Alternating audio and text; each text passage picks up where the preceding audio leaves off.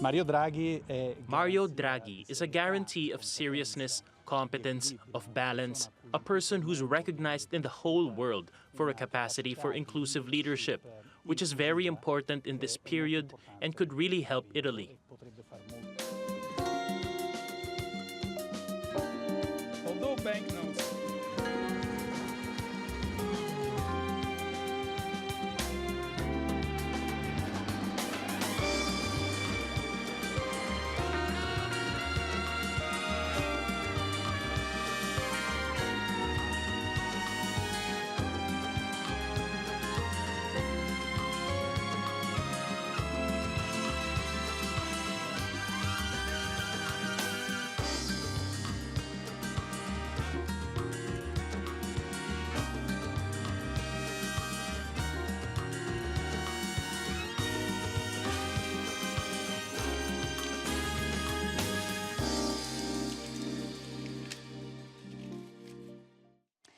For more on this, let's go to Gianpietro Mazzoleni in Milan. He's a professor of political communication at the University of Milan.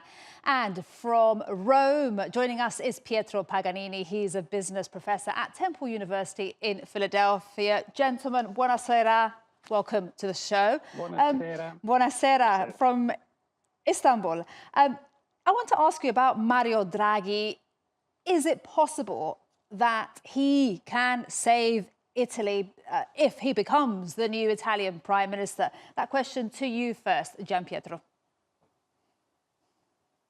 Well, this is what everybody hopes in Italy. And actually, Mario Draghi, the Super Mario, as it is nicknamed, is a good warranty that he will tackle the debt more efficiently as anyone before him. So yes, we are pretty optimistic. And I must say that also the political forces, and the fact that they join the government so enthusiastically, which is kind of unusual, is a good sign that the optimism is spreading around Italy. Pietro Paganini, would you agree there? Well, definitely, you know, this famous statement by Draghi was whatever it takes to save the euro. So we expect that whatever it takes to save Italy. There's a bunch of challenges, though, in between. First is how long will Mr. Draghi remain in power? You know, maximum will be 2 years. Some speculation are saying 1 year because then he wants to move himself to the presidency of Italy, or even 6 months. It's not, you know, it's not a leadership that is directed by the president of the republic. He has to negotiate, and he's negotiating right now with political forces. So he's going through a parliamentary debate and the parliamentary discussion, and that might prevent him from making the necessary reforms that Italy right now needs. And probably he won't have the chance to touch upon the debts. First of all, he has to solve the pandemic, and particularly going through the vaccination process in a more effective way than the previous government. And second, he has the challenge of launch productivity or foster productivity, and there he can touch upon the debt. But where again we should ask, the debt is unsustainable as long as the GDP and the productivity of Italy remain in a zero or in a recession area. If Italy can grow faster, well, the debt is no longer a problem. Let's not forget one important thing, that Italy has a gigantic debt, that probably the greatest, unfortunately, in Europe, but Italians are also great savers, and we have a lot of money in our deposits. So one of the challenges that Draghi has in a more Keynesian way could be, how can we make Italians spend and invest the money that they are saving? Mm-hmm. And at this stage, is there any doubt that he won't manage to form a government? And what happens if he doesn't? Gianpietro. I would exclude that he won't make it. All the odds are in his favor. So by maybe the latest as next Monday, we will have the new government led by Super Mario. So again, I'm pretty sure and pretty optimistic about he making it. And there is no other choice. I mean, the options are out of discussion. So he has to make the government, and he has to tackle the debt. Even though I must say that the issue debt is not on top, one of the top issues being discussed in the negotiations between the political forces. Why not? Because there is a lot of debt. Yeah, but it has been there for quite a long time, so it's nothing new under the sun. So he will tackle the debt, that's for sure. But the priorities will be how to submit the recovery plan to the European Commission. It has to be done pretty soon. So that will be the first priority. And the second priority is the how to contain the pandemic. And that's a common preoccupation. And then the vaccinations. These are the three priorities that you find on the headline, in the headlines of the newspapers, on the news outlets in Italy.